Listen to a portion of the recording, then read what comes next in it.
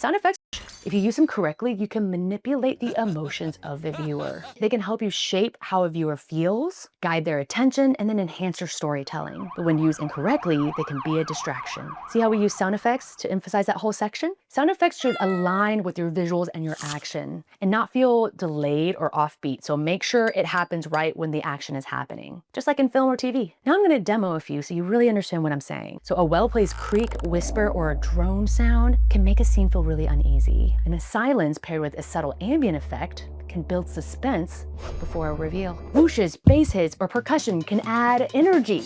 A pop, a boing, or a slide or a whistle can add engagement to a graphic or just create some lightness. And a subtle reverb or an echo can add a twinge of nostalgia.